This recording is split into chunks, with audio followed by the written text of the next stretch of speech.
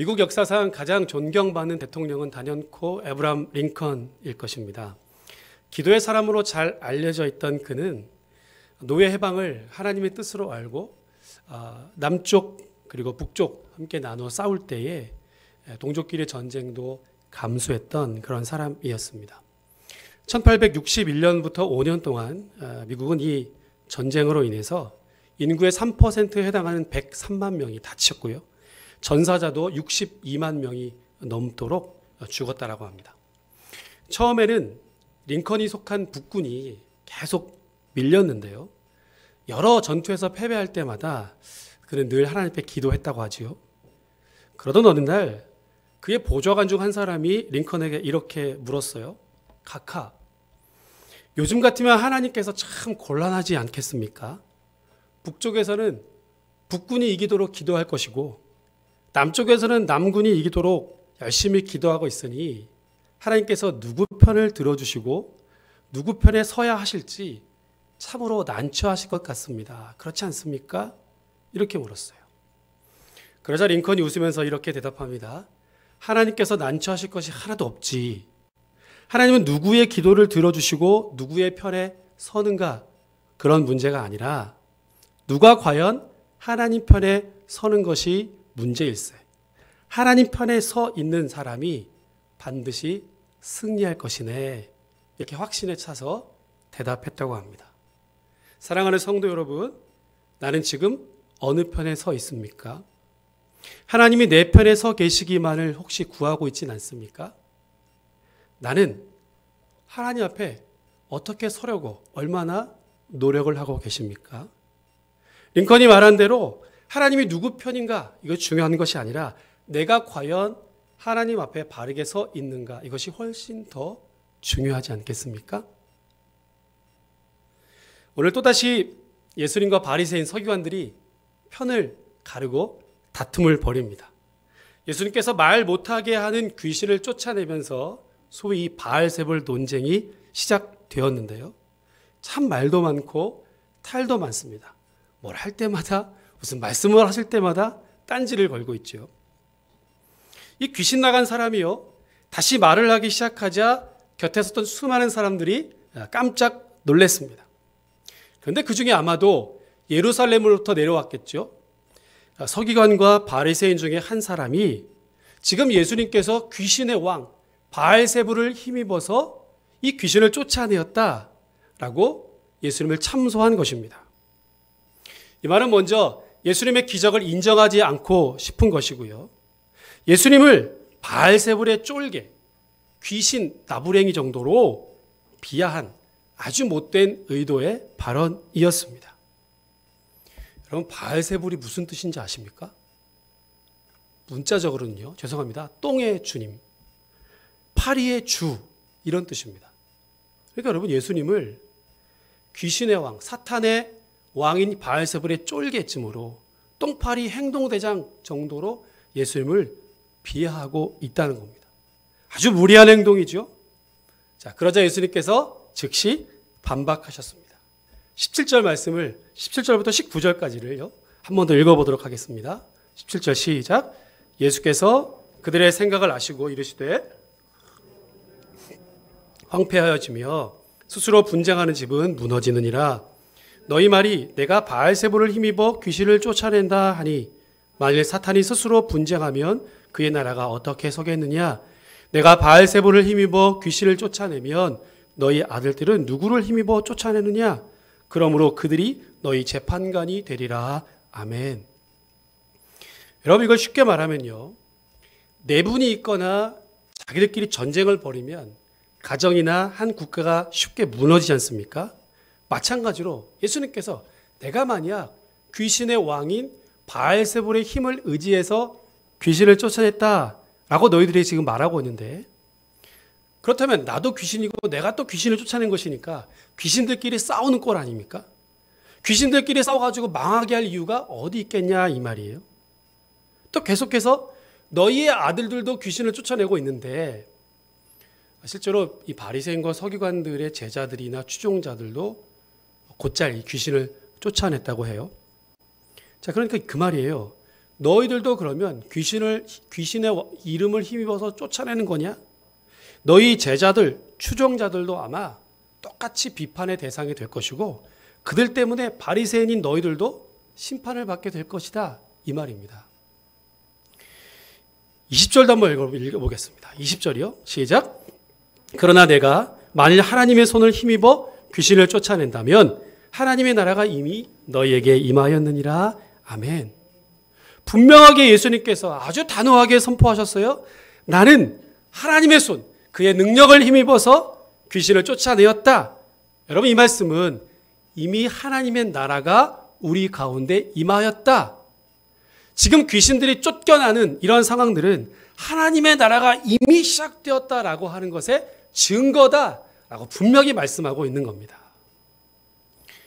이미 예수님께서 많은 기적들과 이적들을 보여주셨고요. 많은 사람들이 그 기적을 경험하지요. 자, 이 기적들은요, 하나님의 나라가 예수님으로부터 시작되었다라고 하는 것을 보여주는 증거였습니다. 이미 누가복음 4장에서 주의 성령이 내게 임하셨으니 하면서 예수님이 소위 그 취임 설교를 하셨잖아요. 그와 같은 놀라운 기적들이 계속해서 지금 이루어지는 것. 그렇게 예수님이 오심으로부터 시작하여서 하나님의 나라가 시작된 것이다. 이 수많은 기적들은 그 하나님 나라의 시작의 증거라고 말씀하시는 겁니다. 자, 그런데도 아직도 이 유대인들은요, 기적을 더 보여달라는 것이고요.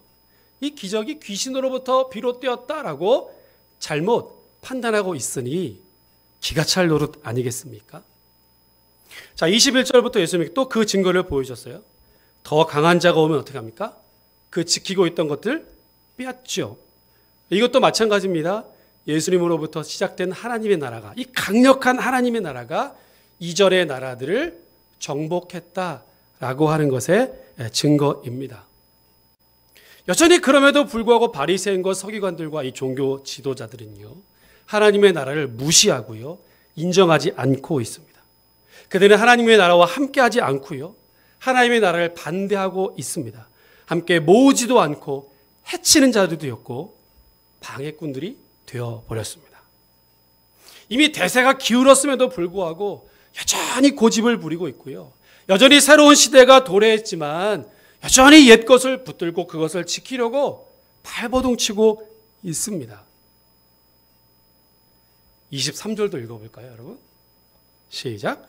나와 함께하지 아니하는 자는 나를 반대하는 자요, 나와 함께 모으지 아니하는 자는 해치는 자니라. 아멘.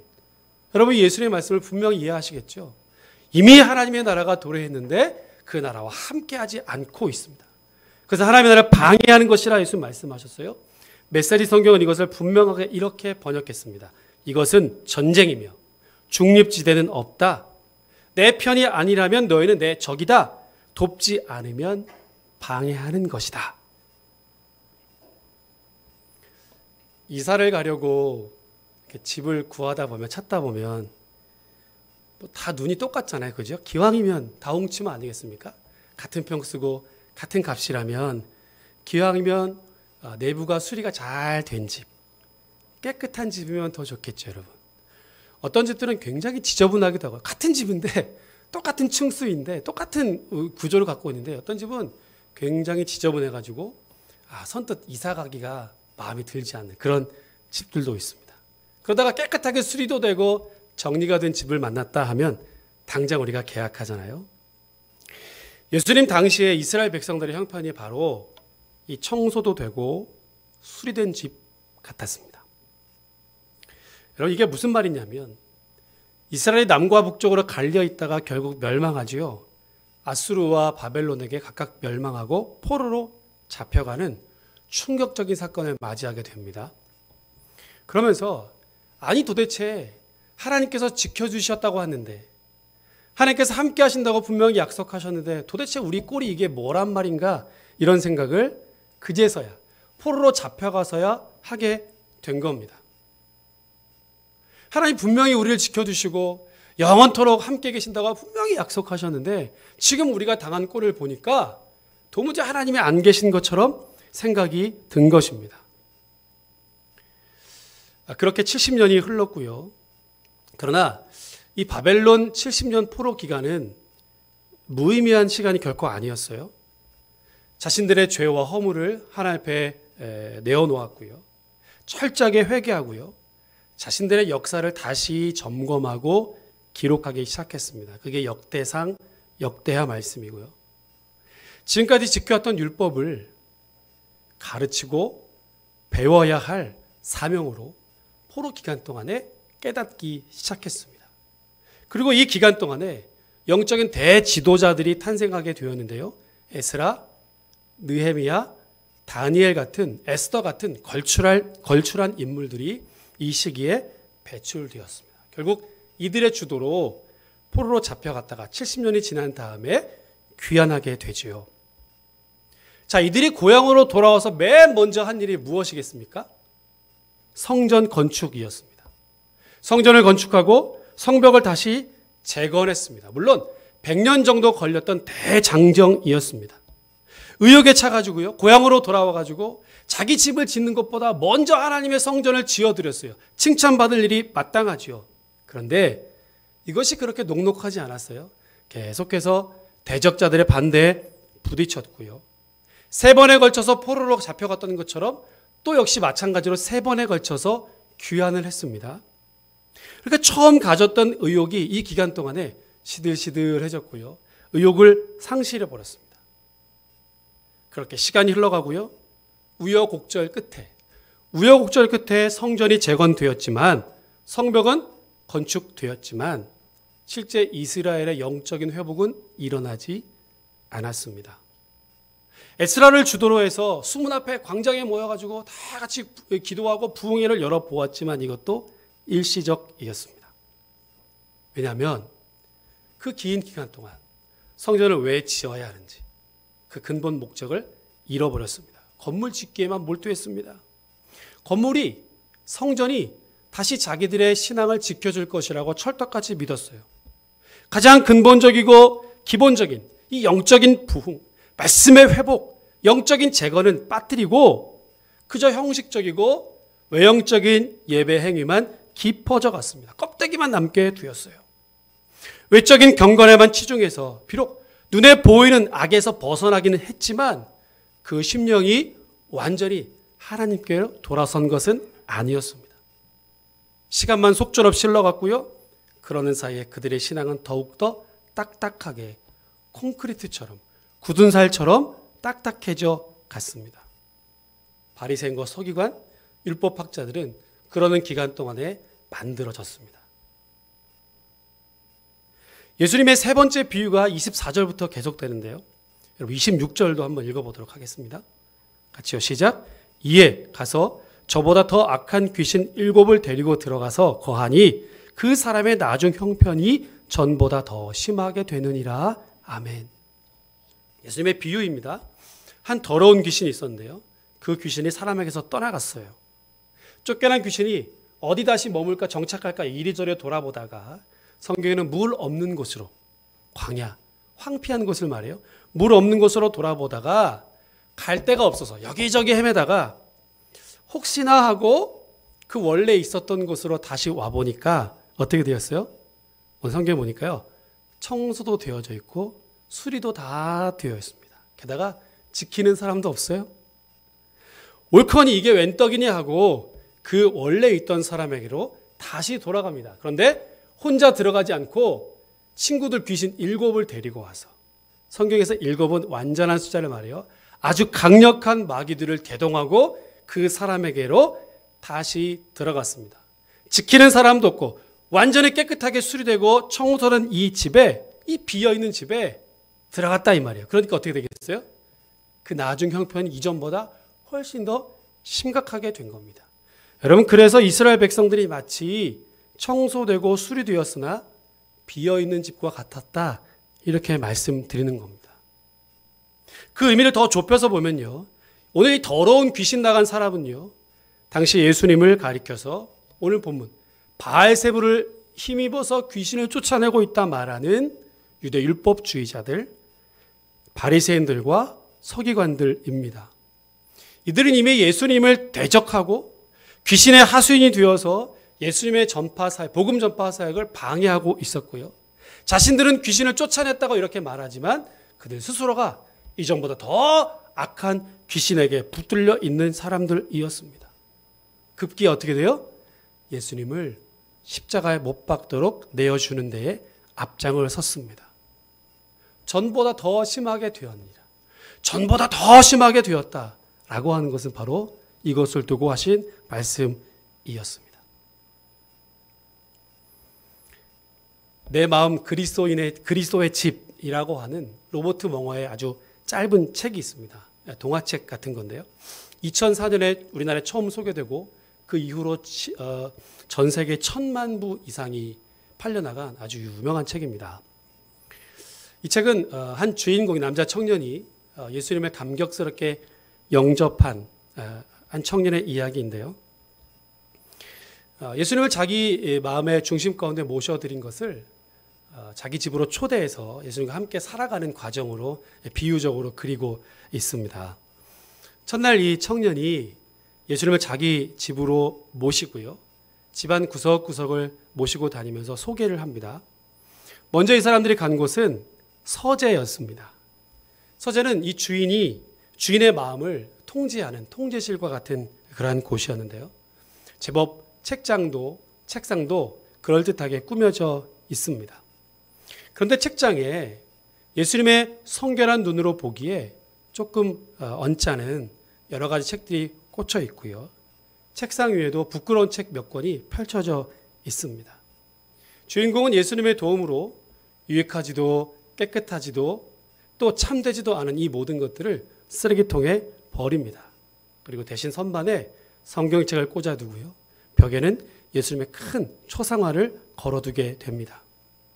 그제서야 비로소 이 청년의 마음속에 오로지 예수님께만 자신의 모든 것을 집중하는 그런 기분을 느끼게 됩니다. 두 번째로 찾아간 곳은 주방이에요. 주방은 모든 욕구와 식욕의 장소이지요. 주인공이 가장 많은 시간을 보내는 장소이기도 합니다. 이 주방에는 돈, 학위, 명예, 증권, 주식 같은 음식 재료들로 가득 차 있습니다. 결코 영적인 굶주림을 해결하지 못할 것들로만 채워져 있는 거지요. 자, 예수님께서는 이에게 자신이 생명의 양식인 것을, 나를 믿고 아버지의 뜻을 행하는 것이 진정한 하늘의 양식인 것을 설명해 주셨습니다. 또 이 두 사람은 푹신한 소파와 따뜻한 벽난로가 준비되어 있는 거실로 갑니다. 거기서 그는 말씀을 읽고 묵상하고 찬송 부르면서 예수님과 깊이 교제하겠노라고 결단합니다. 그런데 시간이 흐르면서 이 결단이 밀려나게 됩니다. 처음에는 주님과 말씀을 나누고 교제하는 것이 너무너무 좋았는데 바쁘다는 핑계로 그 횟수가 점차 줄어들게 된 겁니다. 그러다가 어느 날 아침에 분주하게 출근을 하고 서두르고 있는데 문득 그 소파에 예수님께서 혼자 외롭게 앉아 계신 것을 발견하게 됩니다. 아니 왜 그렇게 혼자 앉아 계시냐 물었더니 이 장소가 너랑 나랑 만나는 시간이고 이 너랑 나랑 만나는 장소인데 내가 그동안 계속해서 이 자리를 지키고 있었다. 이렇게 예수님 말씀하셨어요. 작업실로 가서는요. 아주 작지만 부끄러운 것이지만 자기가 가지고 있는 재능을 주님께 맡겨드리기로 작정하고요. 어느 날은 오락실을 가다가 주님 만나요. 오락실까지 같이 가겠다고 예수님께서 그렇게 말씀하시니까 오락실 가 있는 동안은 잠깐 집에 계시라 이렇게 말합니다. 예수님께서 혼자 예수님께서 기뻐하지 않는 장소에 내가 가는 것, 그것을 기뻐하지 않는 것을 이 주인공은 깨닫게 되고요. 자신의 삶을 또다시 돌이키게 됩니다. 그리고 마지막으로 누구에게도 보여주고 싶지 않은 꽁꽁 숨겨두고 있었던 이 벽장을 예수님께 공개합니다. 이 벽장 안에 그동안 모든 아픔과 상처와 눈물과 그의 모든 고난들이 다 들어있는 곳인데요. 예수님께서 그 벽장의 문을 따고 그 모든 것들을 깨끗하게 정리해 주셨습니다. 그렇게 예수님과 함께 사는 것이 너무 좋았는데요. 계속해서 살다 보니까 먼지도 쌓이고 방이 또다시 지저분해지는 것을 느끼게 됩니다. 그리고 중대한 결정을 해드리는데 그의 집의 모든 권리를 예수님께로 내어드립니다. 재산과 부채와 각종 문서들을 다 예수님께 드린 거예요. 이제 예수님께서 이 집의 주인이 되어 주십시오. 완전히 다스려 주십시오. 모든 책임을 다 주님께서 져 주십시오. 라고 하는 표현이었습니다.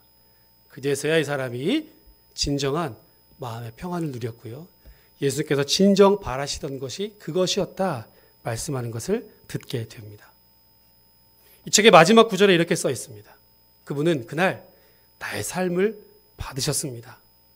그래서 나는 당신들에게 그리스도인의 삶을 사는데 이보다 더 좋은 방법은 없다는 것을 말씀드릴 수 있습니다. 그분은 그리스도인의 삶을 아름답게 하고 또 그 삶을 사용하는 방법을 알고 계십니다. 그분과 함께하면 마음에 진정한 평안과 위로가 있습니다. 영원토록 나는 그분의 것이고 그분은 나의 것이다 라고 하는 것을 말씀드릴 수 있습니다. 이렇게 그 책은 끝납니다. 여러분, 짧은 글이지만 굉장히 큰 도전을 우리에게 주지요. 저와 여러분들은 예수를 영접하고 하나님의 백성이 되었습니다. 하나님의 자녀로 말할 수 없는 기쁨과 은혜와 감격 가운데 그 사랑을 누리며 살고 있습니다. 마치 청소되고 수리된 집과 같지요. 그런데 그 청소 상태가 가만히 둔다고 해서 유지가 되지 않지요. 먼지도 쌓이고 예전의 본성들이 다시 스물스물 올라오게 됩니다. 어느덧 첫사랑의 감격은 잃어버리게 되고요. 무감각한 상태가 지속이 됩니다. 여전히 예전의 못된 습관을 계속해서 반복해서 다시 예전으로 돌아가 있는 우리 자신의 모습을 발견하게 되지 않습니까? 그러면 그때쯤 내가 구원받은 것이 맞나? 내가 하나님의 백성이 맞나? 라는 혼란에 빠지게 됩니다. 여러분 기억하십시오. 그러나 이때가 7 귀신이 돌아와서 다시 그 틈을 비집고 들어올 수 있는 절호의 찬스입니다. 어쩌면 이전보다 더 심각한 상태로 빠질지 모릅니다. 이 책의 주인공처럼 그 빈 서재에 성경으로 채우고 예수님의 초상화를 걸어드리고 주방은 생명의 양식으로 채우지 않는다면 여전히 마귀에게 틈을 보일 수밖에 없다라는 것입니다. 공격이 최상의 방어입니다. 나의 빈 마음과 내 심령과 중심을 지속적으로 하나님의 사랑과 은혜로 주님의 말씀으로 채우지 않으면, 주님이 기뻐하실 만한 것들로 채워가지 않으면 주님과 멀어질 수밖에 없는 연약한 존재가 바로 저와 여러분들입니다. 아직 한 번도 안 해보셨다면 성경을 한번 써보시기 바라요. 읽을 때와는 또 다른 은혜가 있습니다. 아직도 새벽 기도에 한 번도 안 나와보셨다면 새벽 첫 시간을 주님께 드려보십시오. 매일매일이 어렵다면 토요일이라도, 출근하지 않은 토요일 자녀들의 손을 붙들고 내가 진짜 너를 위해서 기도하고 있었다 말만 하지 마시고요. 기도하는 어머니, 기도하는 아버지의 모습을 한번 보여줘 보세요. 그것이 어렵다면 한 달에 한 번이라도 자녀들과 함께 나와 보시기로 바라요. 주일 예배만 드렸다면 수예배도 나와 보시고요. 우리가 코로나 때문에 자주 모이지는 못하지만 구역 예배라든지 가족 모임이라든지 성경 공부 모임이라든지 교회가 행하는 다양한 헌신과 봉사에 한 걸음 더 나와 보시기를 바랍니다. 훨씬 더 큰 은혜와 훨씬 더 큰 풍성한 사랑을 누릴 수 있습니다. 물론 버겁습니다. 그래도 꾸역꾸역 한 걸음 한 걸음 나아가야 합니다. 그렇지 않으면 뒤로 물러나기 때문에 그렇습니다. 가만히 있으면요, 밀려나게 되고요, 귀신이 틈탈지 모릅니다. 반대에 부딪힐 수도 있고요, 환난과 핍박이 옵니다. 손해도 보고요, 억울한 일도 당합니다. 비난을 당하기도 하고 비방을 당할 때도 있습니다. 그러나 여러분, 이것은 당연한 것입니다. 하나님 말씀 붙들고 사는 사람들에게 다가오는 당연한 고난과 핍박인 줄로 믿습니다. 오늘 예수님 말씀을 기억하십시오. 나와 함께하지 않는 자는 나를 반대하는 자라고 했어요. 더 적극적으로 하나님 나라의 사역에 동참하라는 말씀이고요. 나와 함께 모으지 않는 자는 해치는 자라고 했어요. 더 적극적으로 주님의 일에 힘쓰지 않으면 그 일을 방해하는 사람이라고 오늘 예수님 말씀해 주셨습니다. 왜 그래요? 이미 하나님의 나라가 우리 가운데 시작되었기 때문입니다. 그 누가, 과연 내가 그 하나님의 나라를 거역하고 방해할 수 있겠습니까? 적극 동참하지 아니하면 반대하는 자가 됩니다. 여러분, 그래서 우리 주님이 저와 여러분들을 제자로 불러주셨습니다. 그저 구원받은 감격에만 머물러 살 것이 아니라, 야, 주님이 나를 제자로 불러주셨대, 신나지 않냐? 그것에만 머무를 것이 아니라 더 적극적으로, 더 강력하게, 더 힘차게 주님의 부르심 앞으로 한 걸음 한 걸음 달려 나아가시기를 바랍니다. 주님의 기뻐하시는 참 제자가 되시기를 주의 이름으로 축복합니다. 하나님의 나라가 이미 저 여러분들에게 임하였기 때문입니다. 그 하나님 나라를 누리며 살아가시는 우리 모두가 되시기를 주님의 이름으로 축원합니다. 기도하겠습니다. 하나님 아버지, 죄 많고 흠 많은 아무런 의로운 구석이 없는 우리 한 사람 한 사람을 하나님의 자녀로 불러주실 뿐만 아니라 나를 따르라 제자로 불러주셔서 하나님 나라의 일꾼으로 삼아주셨는데 여전히 그 자리에 머물러 있는 우리 자신의 모습을 오늘 말씀을 통하여 깨닫게 해주셔서 감사를 드립니다. 구원의 감격에만 머물러 있을 것이 아니라 한 걸음 더 적극적으로 주님이 기뻐하시는 참 제자의 모습으로 한 걸음 한 걸음 나아가는 우리 모두가 되게 하여 주시옵소서. 고난도 있을 것이고 핍박도 있을 것이고 방해도 있고 비방도 있을 것입니다만 하나님 말씀을 지켜 살아갈 때에 자연스러운 비난이고 비방인 것을 기억해서 기꺼이 모든 어려움들을 이겨 나아가는, 그래서 승리하는 건강한 교회 모든 성도들을 다 되게 하여 주시옵소서. 이 일들을 감당하기에 필요한 은혜도 주시고 믿음도 주시고 여건도 주시고 환경도 주시고 시간도 허락해 주시고 무엇보다 간절한 사모하는 마음들을 우리 모두에게 허락하여 주시옵소서. 감사드리며 예수님의 이름으로 기도합니다. 아멘.